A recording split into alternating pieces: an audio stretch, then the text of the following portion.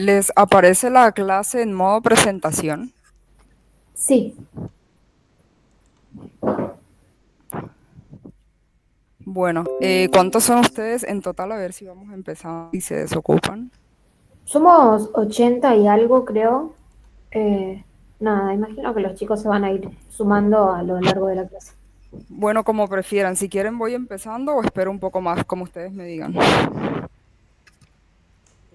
Sí, podemos ir empezando, imagino que se van a ir uniendo. Buenísimo.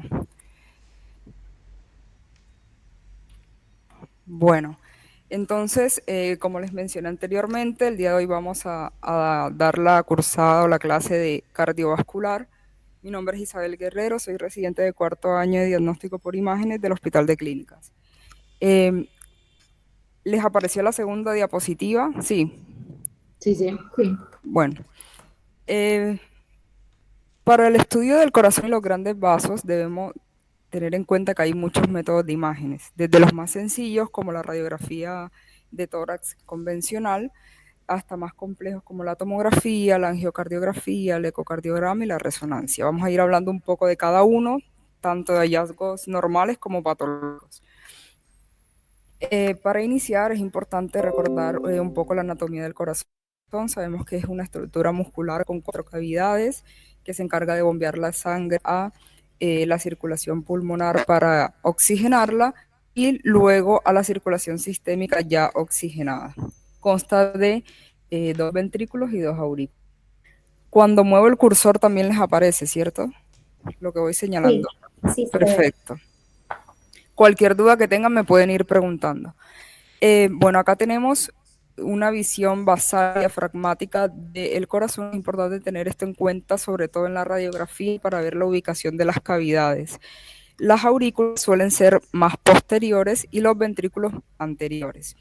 Vamos a ver en esta visión posterior lo que les mencionaba. Entonces, en la radiografía vamos a ver que más adelante el borde cardíaco posterior superior va a estar dado por las 2 aurículas y el posterior por los ventrículos que también ocupar la parte anterior en el tórax. Este es un ejemplo de un arteriograma en donde a través de una vía periférica arterial, sea radial o femoral, se va a introducir un catéter, se va a instilar contraste endovenoso, contraste iodado, y se va a ver una adecuada opacificación de las arterias coronarias en condiciones normales. Acá tenemos un ejemplo normal en donde vemos la coronaria derecha, acá tenemos el esquema anatómico y vemos que tiene paredes regulares, que está homogéneamente eh, con la presencia del contraste, que no hay ningún defecto de relleno. Esto es un estudio normal. Cuando hay alguna alteración, por ejemplo, en el síndrome coronario agudo, que hay alguna obstrucción de la arteria, ya sea por una placa o una trombosis de la arteria, lo que vamos a analizar es una alteración o un defecto de relleno en cualquier parte del segmento arterial comprometido. Y si la oclusión es total, vamos a ver una amputación, es decir, que no va a haber un paso de contraste hacia las ramas distales. Este es un estudio que además de ser diagnóstico es terapéutico, ya sea con la colocación de stents, fibrinólisis, entre otros. Tenemos otro ejemplo, pero de la eh, coronaria izquierda, con sus ramas, la circunfleja y la descendente anterior. Bueno, ahora pasando a la radiografía de tórax, eh, podemos evaluar en ella que todo el tamaño de la silueta cardíaca o la disposición de los vasos como variantes anatómicas, entre otros. En donde vamos a observar que del lado derecho el borde de la silueta cardíaca va a estar dada por la aurícula derecha. El ventrículo derecho no suele verse en la radiografía de frente en condiciones normales porque va a estar en anterior y en el centro. Más adelante lo vamos a ver. Y vemos superior va a estar la vena cava superior y acá la vena brachiocefálica. Izquierdo, el borde cardíaco va a estar dado por el ventrículo izquierdo. Lo que no está señalado sería la aurícula izquierda que en condiciones normales su borde debe ser así, recto o cóncavo. Cuando es convexo, ya es patológico, también lo veremos más adelante. Luego sigue el tronco de la arteria pulmonar y el botón aórtico. Acá vamos a observar las estructuras que no se ven en el borde cardíaco, en la silueta cardíaca, pero vamos a poder identificar su posición en la radiografía normal. Como les había dicho, el ventrículo derecho va a estar en la mitad y va a ser interior, y la aurícula izquierda va a estar también en el medio, pero en la parte superior y posterior. Este es un corte con radiografía tórax con contraste endovenoso. Sería un equivalente a las estructuras que forman la silueta cardíaca en la radiografía, lo que habíamos visto. Aurícula derecha, vena cava superior, vena brachiocefálica derecha, ventrículo izquierdo, el tronco de la arteria pulmonar, la aorta aórtico y la vena brachiocefálica izquierda, que también se puede ver en ocasiones en la radiografía. Ahora, en la radiografía lateral vamos a visualizar el resto de estructuras que no vimos en la radiografía de frente. Es decir, por ejemplo, el ventrículo va a formar el borde anterior de la silueta cardíaca en una radiografía lateral. También el posterior va a estar dado por el ventrículo izquierdo, que sería postero inferior, y postero superior, la aurícula izquierda. Tenemos también el tronco de la arteria pulmonar, todo lo que sería la aorta descendente, aorta ascendente, callado aórtico. Esto que marca acá en negro es la tráquea. Y acá tenemos la bifurcación del pulmón derecho en los tres lóbulos, superior, medio e inferior. Su analogía con la tomografía de tórax en un corte sagital con contraste también. Recuerden, el ventrículo derecho es anterior, la aurícula izquierda es póstero superior, el ventrículo izquierdo es póstero inferior. Acá siempre debe haber un espacio radiolúcido retroesternal que después veremos que se altera cuando hay un aumento de algunas de las cavidades cardíacas, principalmente el ventrículo derecho, que es el que me marca este borde cardíaco. Otra cosa importante a tener en cuenta es que en condiciones normales la radiografía de tórax debe tomarse póstero anterior. Eso quiere decir que el paciente va a tener la parte anterior del tórax apoyada en el chasis y los rayos van a entrar por la espalda. Esto se hace con el fin de evitar la magnificación de la silueta cardíaca, porque si la radiografía se hace anteroposterior, como en los pacientes que están en terapia, que están en UTI, que no pueden levantarse, ahí la silueta cardíaca se va a ver más grande. Entonces ahí tienen que tener en cuenta en qué incidencia se toma para no interpretar erróneamente que tiene una cardiomegalia cuando solo fue que la radiografía se tomó anteroposterior. ¿Hasta ahí todo bien o alguna pregunta? Perfecto. Bueno, y la radiografía lateral, a su vez, también se debe tomar lateral izquierda. Quiere decir que la parte izquierda también va apoyada en el chasis y los rayos van a entrar por el hemitórax derecho con el fin de lo mismo, de evitar que la silueta cardíaca se vea más grande. Por eso es que ustedes ven acá más cerca lo que es el hemidiafragma derecho, que es más elevado, y el pulmón derecho, porque esto es lo que está más cerca de los rayos X, por acá entran. Ahora, para determinar el tamaño del corazón, tenemos que calcular el índice cardiotorácico, que se puede realizar de varias formas. La más utilizada es la siguiente. Se traza una línea vertical a nivel de la línea media del paciente y de ahí una línea que va hasta el borde cardíaco derecho y otra que va hasta el izquierdo. La suma de estas dos no debe superar el 50% de todo el diámetro transverso de la caja torácica. Es decir, no debe ser mayor a 0.5. Esto solo se puede hacer, como les mencioné, si la radiografía es posterior. Si es anteroposterior, les va a dar mayor a 0.5 y pueden interpretar erróneamente una cardiomegalia.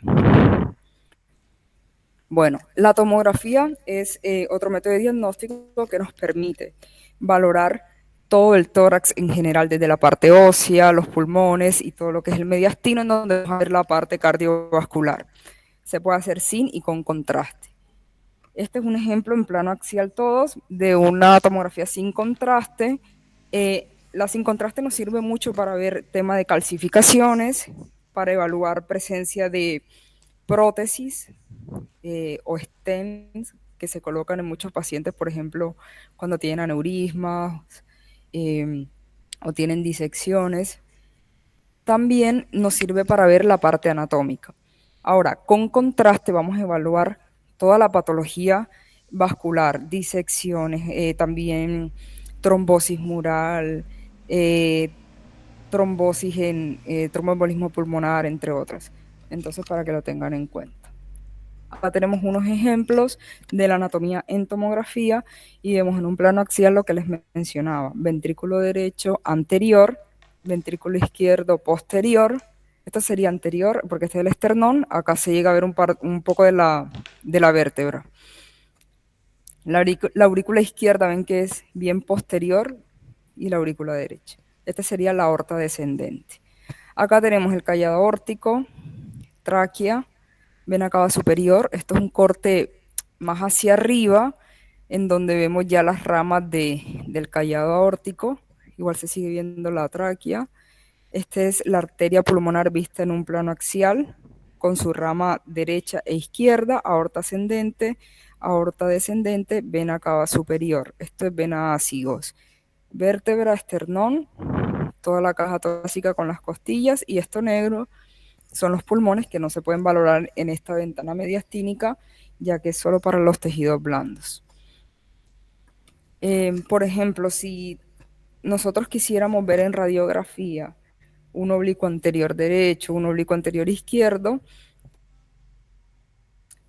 viendo sería la aurícula derecha. Ahora tengo un par de imágenes, y en el oblicuo anterior izquierdo el ápex. Lo importante de esto es ver que la tomografía es un estudio tridimensional, que puedo ver anterior, posterior, laterales, oblicuos, todo en un solo estudio, y no tengo que hacer varias tomas como en el caso de la radiografía.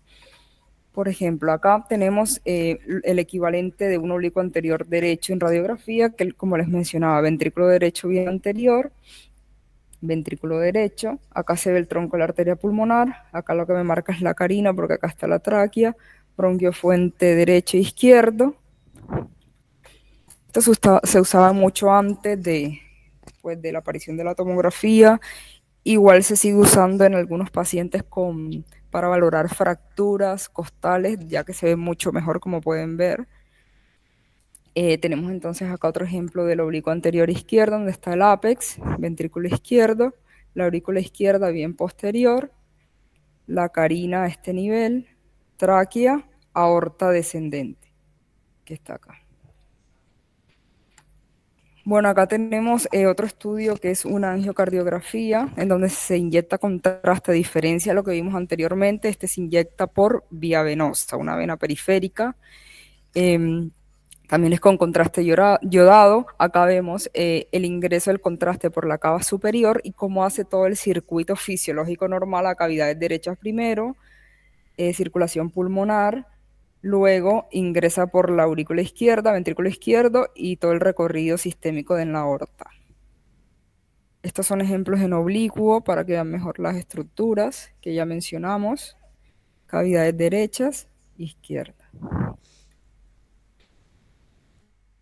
Este es otro ejemplo, pero aquí va a ingresar por la subclavia. Esta es la vena subclavia derecha, y aquí pasa brachiocefálica y va descendiendo hacia la cava superior. Bueno, la cardiomegalia. Como habíamos hablado, ya vamos a entrar a la parte de patologías. Habíamos hablado que en condiciones normales el corazón no debe superar los 0.5. Doc, las diapos no se están Sí, pasando. eso también. Sigue en la diapo que dice, Oblicuo anterior izquierdo. sí, Ah, no estamos en... Bueno, a ver, me fijo. No les aparece entonces cardiomegalia, no. no, no. A ver, y lo dejo de compartir entonces.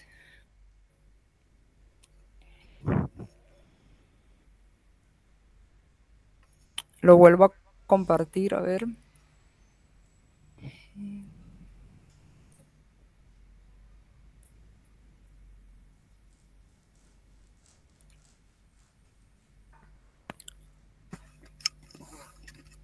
Ahí aparece. Sí. Sí, cardiomegalia.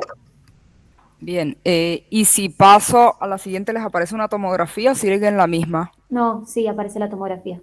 Bien, bueno. Me avisan entonces si no pasa. Bueno, como les decía, la cardiomegalia habíamos hablado que debe ser un índice cardiotorácico menor a 0,5. Cuando este lo supera los 0,5, ya ahí en radiografía, si se tomó póster anterior, hablamos de cardiomegalia. Acá tenemos un ejemplo de un paciente con cardiomegalia. Si logran ver el ápex, por lo general suele llegar hasta la línea medio clavicular. Acá ya está llegando casi a la pared torácica. Aparte vemos un reemplazo de válvula mitral acá, un cerclaje external, un paciente con reemplazo de válvula mitral y una insuficiencia cardíaca. Y acá tiene reemplazo de otras válvulas, aórtica y pulmonar. En tomografía no se utiliza el índice cardiotorácico, es más como dependiendo de la proporción que ocupe el corazón en el mediastino respecto a la parte de los pulmones. Y bueno, podemos ver cómo casi todo el mediastino está ocupado por la silueta cardíaca, cómo están dilatadas las cavidades, el ápex casi está tocando la pared torácica. Esta es una tomografía en plano axial sin contraste. Ahora, la cardiomegalia puede ser global o puede haber un agrandamiento de una cavidad aislada o más. Entonces, hay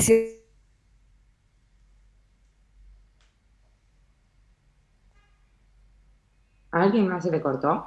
No, no se le Sí. escucha.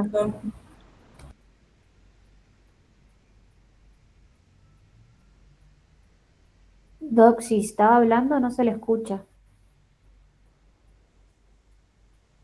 Ah.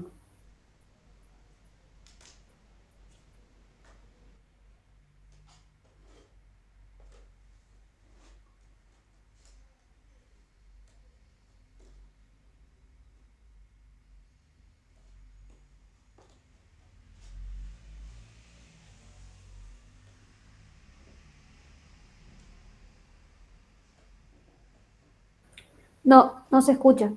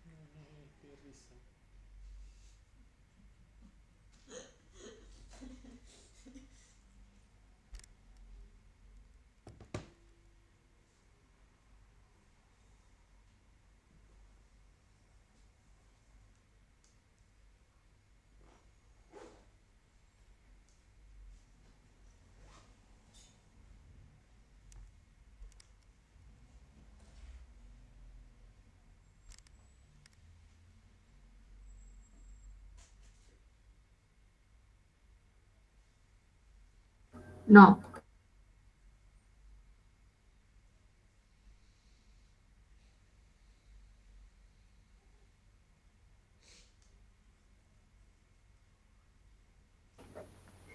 quizás si sale y vuelve a entrar a la reunión, funcione.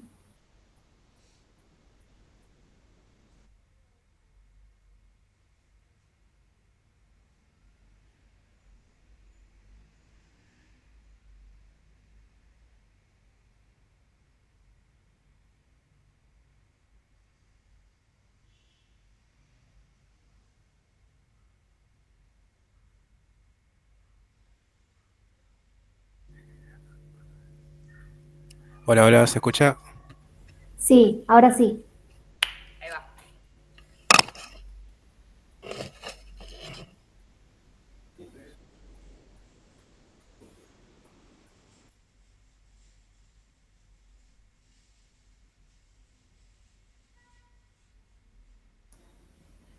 Perdón, recargué la página, se sigue escuchando, ¿no?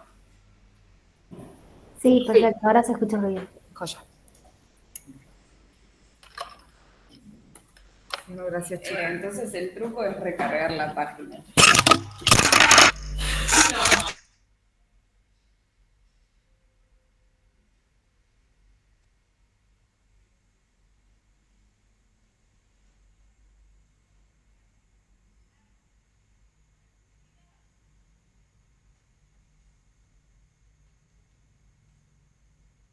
Bueno, listo.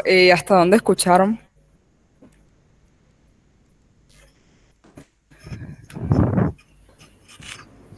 Hasta cuando empezaba a hablar del agrandamiento, En esta diapo. sí.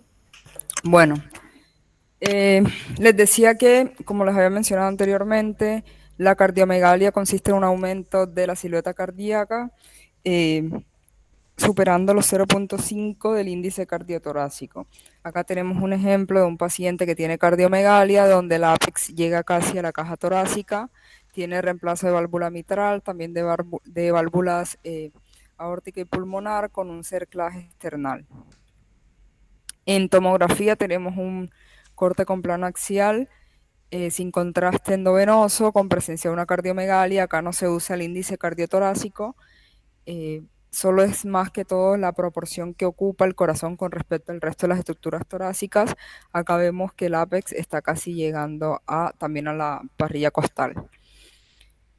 Ahora, también pueden haber agrandamientos aislados o dilataciones aisladas, ya sea de las cavidades auriculares o ventriculares.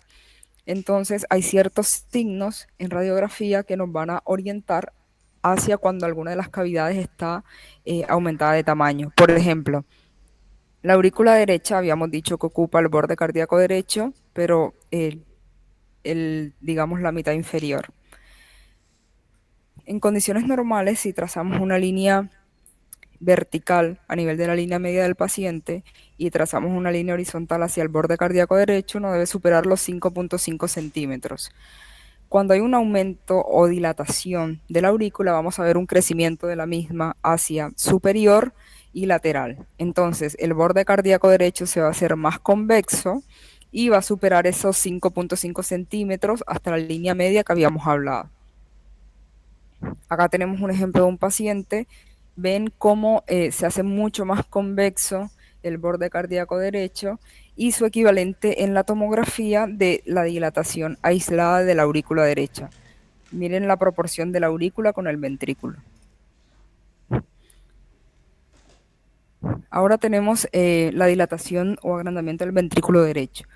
También en condiciones normales el ventrículo habíamos visto que está en el medio y anterior, que no se ve y no forma parte de la silueta cardíaca en radiografía, por lo menos en la radiografía de frente. Entonces, cuando hay un crecimiento de la misma, el ventrículo va a crecer hacia ambos lados. Hacia la derecha puede llegar a formar parte entonces del borde cardíaco derecho y cuando crece hacia la izquierda va a haber una elevación del ápex, como observamos acá. En la radiografía lateral se va a disminuir este espacio radiolúcido retroesternal normal, ya que el ventrículo izquierdo solo ocupa el tercio inferior del cuerpo esternal. Al crecer, va a crecer hacia arriba y reduce este espacio, como ya les mencioné. Acá tenemos un ejemplo de un paciente pediátrico con dilatación del ventrículo derecho, configurando el signo de la bota que se da por esa elevación del ápex, que normalmente el ápex debe estar apoyado en el diafragma. Entonces acá hay una elevación porque el borde cardíaco ya no lo forma el ventrículo izquierdo, sino el derecho. ¿Alguien ve más otro hallazgo adicional que le llame la atención, además de lo que acabo de mencionar? Hacia el superior derecho pareciera que hay como una consolidación, ¿puede ser? ¿En dónde me señalas? Ahí, no, un Acá. poquito más arriba al costado. Ahí, eso, ¿qué sería? Bueno, esto que me está señalando es el botón aórtico, ya que tiene una transposición de grandes vasos. Ese es el otro hallazgo que quería que vieran, porque normalmente vemos que el botón aórtico debe estar a la izquierda y aquí no hay nada, Claro, por eso me pregunto. sino que está a la derecha, así que bien, es eso. Pero no es una consolidación, sería el botón aórtico por la transposición de los grandes vasos en donde la aorta se ve hacia la derecha. Perfecto, gracias. Bueno, ahora tenemos la dilatación de la aurícula izquierda. Esta es la que más signos radiográficos tiene. ¿Por qué? Porque la aurícula izquierda, habíamos dicho que está en el centro póstero superior. Entonces, ella va a crecer para todas partes, hacia los laterales, hacia abajo, hacia arriba. Entonces, cuando crece hacia el lado derecho, puede llegar hasta el borde cardíaco derecho o un poco menos y puede dar el signo de la doble densidad, que mejor, se va a ver mejor en una imagen más adelante, que consiste en que en la silueta cardíaca derecha vamos a ver dos convexidades superpuestas. Ahora, hacia el lado izquierdo va a dar una convexidad izquierda, entonces ya se va a perder esa concavidad o ese borde recto normal y se va a ver cóncavo, perdón, se va a ver convexo y vamos a tener más convexidades de las normales. Ventrículo izquierdo, aurícula, después arriba sería el tronco de la arteria pulmonar y el botón aórtico. Van a ser 4 en vez de ser 3. Cuando crece hacia arriba, vamos a ver el ángulo de la carina normalmente es de 90 grados. Va a aumentar ese ángulo, va a ser mayor a 90 grados porque el bronquio fuente izquierdo se va a hacer más horizontal, lo va a elevar. Ese es otro signo. Después, hay otros signos adicionales, ejemplo, la distancia entre el medio del bronquio hacia el borde cardíaco derecho va a superar los 7 centímetros. Este fue el que ya les mencioné de la convexidad. Ahora, en la radiografía lateral, como está póstero superior, va a crecer hacia atrás y el bronquio además también va a estar desplazado posteriormente. Acá tenemos un ejemplo. Bueno, normalmente no suelen verse todos los signos a menos que la dilatación sea marcada, como es en este caso. Vemos el signo de la doble densidad que les mencionaba. Vemos también la horizontalización del bronquio fuente izquierdo y cómo hay una gran apertura del ángulo carinal. La cuarta convexidad, ventrículo, aurícula, tronco, arteria pulmonar, botón aórtico. Y acá su crecimiento póstero superior con desplazamiento también posterior del bronquio. Y acá tenemos el mismo paciente, la tomografía, plano axial con contraste, y ven la marcada dilatación que tiene la aurícula izquierda. ¿El ventrículo izquierdo también está dilatado? O sea, mucho más allá de la línea media. Pero sí, pero es por, digamos, el desplazamiento que ejerce, o sea, tiene una cardiomegalia, pero más que todo a expensas de la aurícula izquierda, más que todo es por el efecto de desplazamiento que ejerce la aurícula, ves que ocupa casi la mitad del tórax, entonces desplaza un poco más el ventrículo hasta que toque la parrilla costal. Pero en sí su tamaño en comparación con las otras cavidades no está tan alterado. Lo que predomina es la dilatación de la aurícula izquierda, es más como un efecto de desplazamiento por la dilatación de la misma. Acá tenemos otro ejemplo que, como les mencionaba, no siempre se ven todos los signos. Acá vemos la convexidad, las 4 convexidades que les mencionaba, pero no se ve ni el de la doble densidad. Acá, bueno, este no está bien penetrada porque no veo ni siquiera la carina. Y acá tenemos una radiografía lateral, pero este es con contraste positivo, pero en el esófago. y vemos como este crecimiento de la aurícula desplaza un poquito el esófago y lo comprime un poco. Una consulta, en la imagen de la izquierda puede ser que haya un poco de neumoperitoneo o que es eso radiolúcido que se observa en el diafragma. Acá dices, Sí, no, pasa que no es una radiografía que está, no es una adecuada radiografía, ves que no está bien penetrada, ok, entonces ahí no podemos valorar ni siquiera bien el parénquima pulmonar. Si ves todo el parénquima pulmonar está bien radiolúcido, sí, pero en realidad en el neumoperitoneo debería verse el diafragma como tal, o sea, el signo en la línea diafragmática, el aire arriba, o sea, se vería diferente. Ahora veo si les puedo mostrar una, pero no sería como es el hallazgo. Lo que sí podríamos ver acá es que si este pulmón izquierdo está un poco más radiolúcido que el derecho, podría ser algún tipo de atrapamiento aéreo o algo así, pero no como un neumoperitoneo. bien, gracias. Ahora, la dilatación del ventrículo izquierdo, que es la más frecuente, sobre todo en pacientes con insuficiencia cardíaca, y vemos digamos, un desplazamiento del ápex más lateral, más allá de la línea medio clavicular, y un crecimiento póstero inferior del mismo. Acá tenemos un claro ejemplo de cardiomegalia expensas del ventrículo izquierdo. Ven que el ápex casi llega hacia la parrilla costal.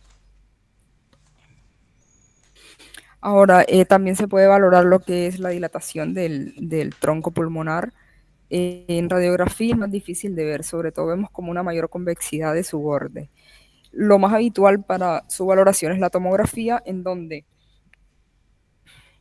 en condiciones normales el tronco arterial pulmonar no debe superar los 30 milímetros de diámetro transversal, así como está medido acá, y tampoco debe superar el diámetro de la aorta ascendente.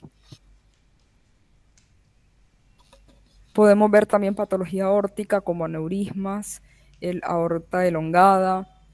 Acá, por ejemplo, tenemos un arco aórtico prominente, un botón aórtico prominente, con la aorta descendente que normalmente no suele verse. Lo más probable es que este paciente tenga un aneurisma de la aorta torácica porque la aorta ascendente pasa bien posterior y central.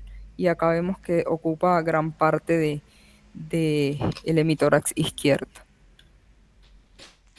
Otro hallazgo es el edema pulmonar, que está muy asociado a toda esta patología cardíaca, que se va a caracterizar por opacidades consolidativas bien centrales, algodonosas, que hacen borde de la silueta, signo de la silueta con el borde cardíaco. Como lo observamos acá, también descrito como en alas de mariposa. Ya ustedes vieron la parte de pulmonar, ¿no? ¿O Sí, todavía no? sí. Bueno, ¿alguno sabe en qué consiste lo del signo de la silueta? Sí que puede haber alguna consolidación y es como que se superpone con el corazón, entonces se pierde la silueta cardíaca. Claro, sí. La definición sería como no solo en el corazón, porque puede pasar también cuando hay en el ángulo costofrénico o algo así, que se pierde la definición del diafragma. La definición sería que dos estructuras de igual densidad, al superponerse entre sí, se borran sus bordes. En este caso sería la consolidación, como bien dijiste, con el borde cardíaco. Entonces ahí no podemos diferenciar dónde termina la consolidación y dónde comienza el borde cardíaco. Este es un ejemplo de un paciente que tiene también edema pulmonar, y una radiografía control 2 días después vemos como con el balance negativo en su tratamiento con diuréticos y todo eso, hay una marcada disminución de todas estas imágenes consolidativas bien periliares, que suele ser una característica muy importante del edema pulmonar, que es bien central. Acá tenemos un ejemplo, una tomografía axial en ventana pulmonar, en donde vemos, acá hay dos tipos de patrones. Están las consolidaciones, que serían estas zonas de acá, y también hay áreas en vidrio esmerilado, que son las áreas más claras. Bueno, la definición de estos dos patrones sería la siguiente. La consolidación es una ocupación total del espacio alveolar. En tomografía va a borrar lo que es las estructuras vasculares y la vía aérea. Es decir, todo se va a ver blanco y no puedo ver nada a través de eso. Por ejemplo, acá. El vidrio esmerilado, al contrario, es una ocupación parcial en donde a través de esto yo puedo seguir viendo las estructuras vasculares y también puede que vea alguna parte de la vía aérea. Esas son las dos definiciones de los patrones. Son muy vistos en una cantidad de patologías pulmonares, como ya vieron. Lo que prima acá para identificarlo o para orientarse un edema pulmonar es la distribución, que sea si bien central y no periférica. Ven que la periferia del pulmón está totalmente limpia. Ahora, el derrame pericárdico es más difícil ver en radiografía porque puede simular muchas veces una cardiomegalia. El signo que nos puede orientar es que los ilios estén tapados, es decir, que yo no vea los ilios y que estén todos cubiertos por el borde cardíaco. Eso nos haría orientar. Pero bueno, ya después habría que pedirle una tomografía o un ecocardiograma para determinar si hay o no hay. Acá tenemos otro ejemplo, una radiografía lateral. En ocasiones sí podemos estar más seguros cuando, por ejemplo, puedo ver la grasa epicárdica que está y en medio el líquido. Entonces ahí sí puedo saber y confirmar que hay un derrame pericárdico porque puedo ver la grasa, líquido y grasa. Este sería en la tomografía, que lo vamos a ver de esta forma, la presencia de líquido en el espacio pericárdico. Normalmente en el pericardio hay un líquido muy laminar o no hay líquido y todo está ocupado por grasa. Ven que tiene la misma densidad que el tejido subcutáneo. Este es un ejemplo de un paciente que tenía un hidroneumopericardio donde yo puedo ver los niveles hidroaéreos. Aire, como está de pie, el aire va a subir y abajo va a quedar el líquido. Y este es el nivel hidroaéreo, entonces este paciente tenía un hidroneumopericardio. Tenemos otro ejemplo, tomografía axial sin contraste, vemos el líquido en el espacio pericárdico y vemos el derrame pleural. Muchas veces la insuficiencia cardíaca también se asocia con derrame pleural, que suele ser bilateral, entonces también para que se orienten en ese caso.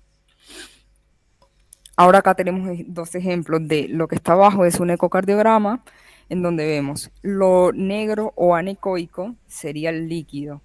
En ecografía, la sangre, el líquido tienen la misma ecogenicidad. Entonces yo no puedo diferenciar qué tipo de derrame es. Si hay líquido, si hay sangre, eso no lo puedo diferenciar.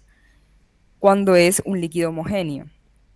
Entonces, por ejemplo, acá tenemos el miocardio, el ventrículo, la luz del ventrículo con sangre y todo este derrame pericárdico. Y acá lo que se mide es el despegamiento del pericardio visceral y el parietal. Acá tenemos ya un derrame complicado o complejo. ¿Por qué? Porque tiene septos, que son estas líneas ecogénicas. Acá tenemos una resonancia magnética. Esta es una secuencia en sangre negra, en donde, como su nombre lo indica, todos los vasos van a ser hipointensos, la luz vascular, y me sirve más que todo para ver pericardio, mediastino. Por ejemplo, acá, como está potenciada en T2 el líquido se ve blanco y yo veo el derrame pericárdico, que es todo lo hiperintenso que está. Bueno, ahora pasando a... Hasta ahí se ha escuchado todo, ¿sí, no? Sí, sí, sí. Bueno, ahora vamos a la parte de aneurismas. Los aneurismas pueden presentarse en cualquier parte o en cualquier segmento de la aorta desde su origen hasta su bifurcación. Lo más habitual es que sea abdominal e infrarrenal, es lo más común, pero también, en este caso que estamos viendo la parte torácica, tenemos ejemplos de aneurismas en la aorta ascendente, como es este caso. No debe superar por lo general los 50 milímetros, la medida así en el plano transversal, no debe superar los 50 milímetros. De hecho, en algunas literaturas van a ver que ya de 40 milímetros hacia arriba te hablan como de una ectasia o dilatación leve, y más de 50 ya te hablan de una dilatación aneurismática. Varía un poco en la literatura, en varias referencias bibliográficas. Y hablamos de la descendente cuando está mayor a 2.5, algunos también hablan de ectasia de 2.5 milímetros a 3 milímetros y mayor a 3 milímetros la dilatación aneurismática. Lo importante a valorar en este caso es la opacificación que tenga la luz de la aorta, que lo normal es esto, que sea bien homogénea la distribución del contraste. Ahora, hay ocasiones en donde ya hay trombosis mural que se va a ver como defectos de relleno. Por ejemplo, esto es un trombo mural, ven que no hay un realce con el contraste, que está bien adherido a la pared, que no se opacifica, y esta es la luz permeable. Entonces acá tenemos un aneurisma aórtico abdominal, que se va a medir anteroposterior y tiene una trombosis mural asociada. Esta es una reconstrucción tridimensional de toda la aorta y sus ramas, que sirve mucho sobre todo para planeación prequirúrgica, para ver variantes anatómicas, y esta es una arteriografía del eje aortoiliaco, que también es diagnóstico y terapéutico. Bueno, la disección aórtica consiste en, hay una lesión del endotelio o de la íntima que lleva a extravasación de sangre de la luz verdadera, acumularse en una falsa luz a nivel de la capa muscular. Entonces, como esa sangre se está acumulando en el músculo, en el plano muscular, va a ejercer más presión sobre la luz verdadera y va a tener una tendencia a colapsarla, como vemos en esta imagen. Su flujo va a ser de menor velocidad y más turbulento. Entonces, eso me va a dar ciertos hallazgos en tomografía. Por ejemplo, la luz verdadera, en la mayoría de los casos, suele estar de menor tamaño, más pequeña, porque la colapsa la luz falsa. Me va a dar este signo, que es el signo del pico, que es el efecto de presión que ejerce la luz falsa sobre la luz verdadera. Este es el flap de disección, que es el endotelio, y ven que tiene una menor opacificación porque lo que les mencioné, que el flujo es más lento y más turbulento. Puede llegar a trombosarse, como es en este caso, y este sería la luz verdadera. Una cosa importante es cuando ustedes sospechen un paciente de disección, siempre pónganlo en la orden, la impresión diagnóstica, porque va a cambiar mucho el protocolo y el tiempo de adquisición de la tomografía. Por ejemplo, en disección nosotros hacemos una tomografía desde todo el tórax, o sea, desde el esternón hasta la bifurcación de la aorta para poder clasificarla. O sea, hacemos en realidad una tomografía de tórax y abdomen para poder clasificar el tipo de disección, y así este a su vez está asociado a mayor o menor mortalidad, como ahora les voy a mencionar. Acá tenemos otro ejemplo: luz verdadera, flap de disección, signo del pico, luz falsa. Entonces, hay dos tipos de clasificación. La que más utilizamos son estas dos, de Baker y Stanford. Entonces, la primera nos dice, hay tres tipos. La tipo 1, hay un compromiso o disección de la aorta ascendente y descendente. Cuando me habla de descendente, se refiere a el segmento aórtico que está distal al origen de la subclavia izquierda. La tipo 2 afecta solo la aorta ascendente y la tipo 3 solo la aorta descendente, como ya les mencioné. Entonces, la Stanford es mucho más sencilla y es la más utilizada.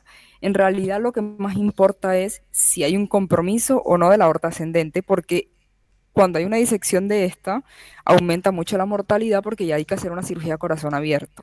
En cambio, en Stanford B, solo hay un compromiso de la aorta descendente, ya sea abdominal, ya sea torácica descendente. Entonces, como la clasificación más grande para tener en cuenta el manejo que tiene el paciente y la mortalidad. También es importante saber que las disecciones pueden extenderse hasta las ramas de la aorta. Por ejemplo, en el caso de las disecciones abdominales, puede haber una extensión al tronco celíaco, a las arterias renales, puede haber infartos. Es muy común ver por infartos renales, infartos esplénicos. Si hay un compromiso de esta rama, entonces también nosotros debemos informarlo en el estudio para que el médico tratante pueda determinar qué conducta seguir. Acá tenemos un ejemplo de una resonancia con un flap de disección, que en este caso se ve hiperintenso, esta lineecita, la luz verdadera y la luz falsa. Bueno, ahora acá tenemos como unos aspectos técnicos de la tomografía. Sabemos que puede ser reconstrucciones multiplanares, que es lo que significa MPR, ya sea coronal, sagital, axial. Reconstrucciones tridimensionales, como esta, también se pueden hacer reconstrucciones para valorar la presencia de ateromatosis parietal. El MIB, que es como se define como proyección de máxima intensidad, que consiste como ponerle un poco más de contraste y hacer que los vasos se vean como que realcen, que sean más opacificados, como sería en este caso. Bueno, también tenemos un ejemplo de lo que habíamos mencionado. Este es un paciente con un arco aórtico a la derecha, que también es frecuente de ver, y su resonancia. Acá se ve mejor. Bueno, ahora pasamos al tromboembolismo pulmonar. En radiografía hay ciertos signos, la verdad, que tienen baja sensibilidad, no es tan frecuente verlos, pero son los siguientes. El primero es la disminución de la vascularización distal, que es el signo de Westermarck.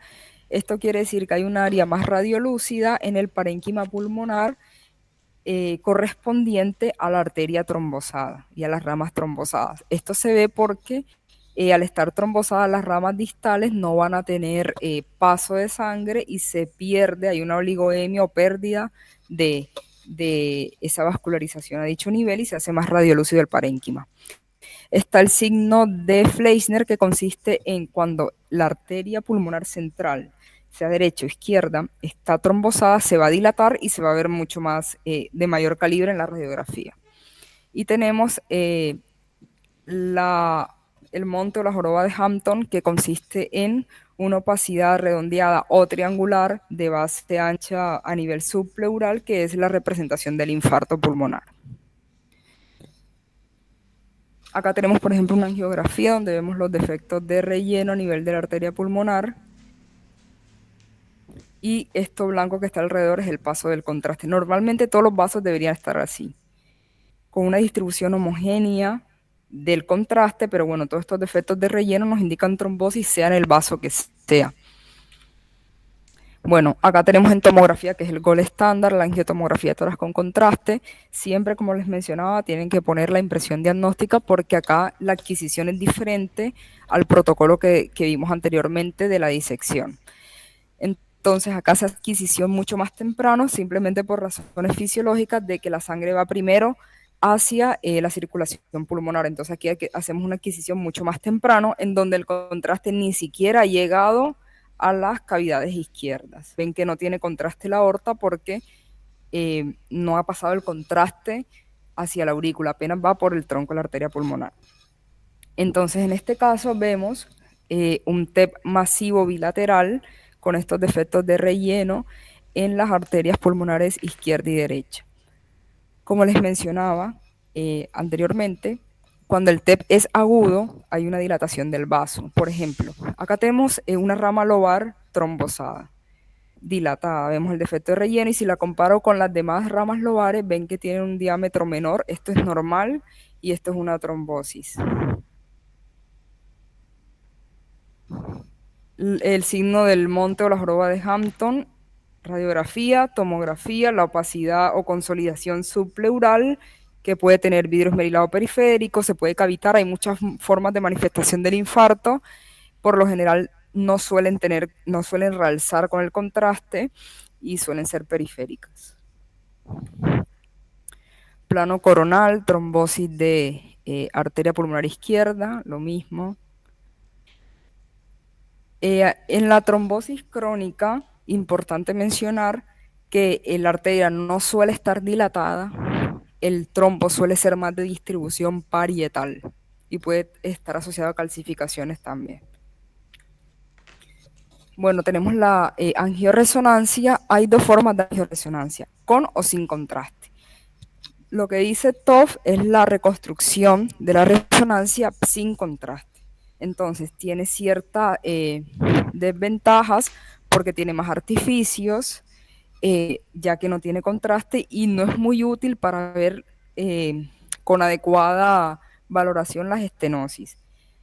Entonces es mejor, en realidad, hacer la resonancia con contraste, que en este caso es gadolinio, en donde no genera artificios. Si logran ver las diferencias, puedo ver mejor y cuantificar el área de estenosis. Tenemos ejemplos de reconstrucciones en proyección de máxima intensidad. Esto sería una angio de vasos intra y extracraneales, una angio abdominal con los vasos renales, ilíacas.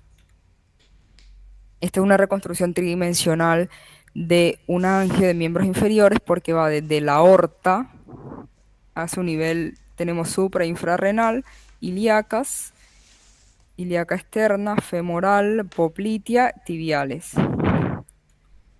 Acá tenemos otro ejemplo, pero esta es una proyección de máxima intensidad, lo mismo que acabo de mencionar, y este es un ejemplo normal. Ven que hay una adecuada pacificación y este es un ejemplo patológico. Entonces, acá, ¿qué vemos? Vemos que hay una estenosis o una obstrucción de la arteria femoral superficial porque acá no hay un paso del contraste. Y si logran ver, hay un montón de vasitos colaterales, se llaman así vasos colaterales, una estenosis obstrucción total, y estos vasos colaterales se desarrollan en trombosis de larga data para compensar, y el flujo distal está dado por todos estos vasos colaterales. Ejemplo de anatomía de cardioresonancia, como habíamos visto anteriormente, en una secuencia sangre negra donde se evalúa mejor la parte miocárdica y el mediastino. Acá en tomografía tenemos también, esta es la vena cava inferior en su segmento intrahepático, y vemos una trombosis aguda de la misma. Las trombosis agudas suelen ser centrales, dilatar el vaso. Miren el diámetro de la cava y miren el diámetro de la aorta. Bueno, ahora también se está utilizando mucho lo que es la cardiotomografía, que nos ayuda a valorar, sobre todo en el síndrome coronario agudo o en las anginas o la ateromatosis, cuantificar la estenosis, cuantificar el grado de calcium parietal a través de distintos softwares, como vemos acá, a través de un score que se llama score de calcio, determinar qué tan calcificados están los vasos. También reconstrucciones tridimensionales para ver la anatomía útil en variantes anatómicas. Esta es la arteria coronaria derecha. Y por último tenemos el estudio del Doppler, que es un estudio dinámico útil para evaluar cualquier arteria o vena del cuerpo. En este caso podemos ver estenosis, podemos ver trombosis, podemos ver varices, entre otras patologías. Lo normal es que, como lo habíamos mencionado, la sangre sea anecoica, negra. Los vasos sanguíneos tienen una pared lisa irregular. Cuando ya hay irregularidades parietales, sean calcificadas o no, ya debemos sospechar y evaluar si hay una estenosis a dicho nivel. Ven cómo el flujo acá va homogéneo, y acá esto mosaico de colores me indica una turbulencia y una estenosis. Y ahí nosotros, con las características que tengan la onda, vamos a lograr determinar el grado de estenosis de acuerdo a una gráfica, velocidades, entre otros. Tenemos signos directos de estenosis arteriales, en donde proximal a la lesión o a la estenosis hay aumento de la velocidad por ese choque al reducirse el área permeable del vaso, y distal a la misma va a haber un flujo de baja velocidad porque no está pasando correctamente el mismo. Tenemos ejemplo, hay 3 tipos de Doppler: Doppler color, que me sirve para ver la dirección del vaso, la dirección del flujo vascular; Doppler power, que me sirve para vasos de neoangiogénesis, a ver si hay masas vascularizadas, son vasos muy pequeños; y el Doppler espectral, que es este que me da las características de la onda. Por último, también puedo valorar bypass, fístulas arteriovenosas, cualquier estructura vascular se puede evaluar con el Doppler.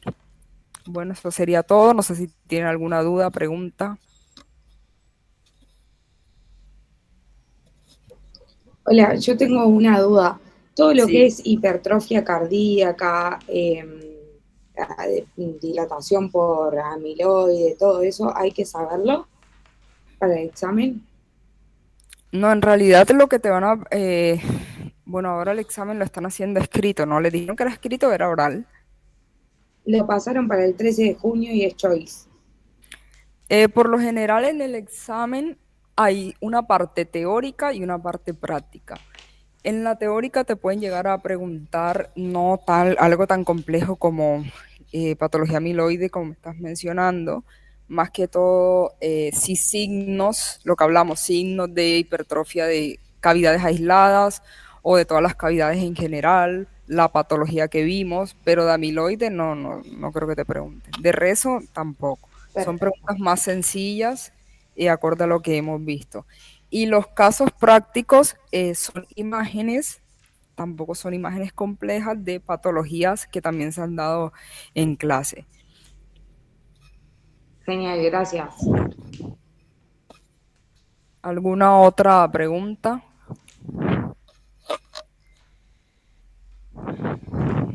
Bueno, bueno, la clase me parece que la tienen cargada como las demás. Cualquier pregunta o inquietud, después me la hacen llegar a través de Florencia, ella me comentará y les responderé con gusto. Entonces, bueno, ya los dejo, no sé si tienen más clases ahora. No, creo que esta era la última, ¿no? Bueno, entonces, éxitos en el examen y bueno, Gracias. Gracias. Chao, gracias. chao.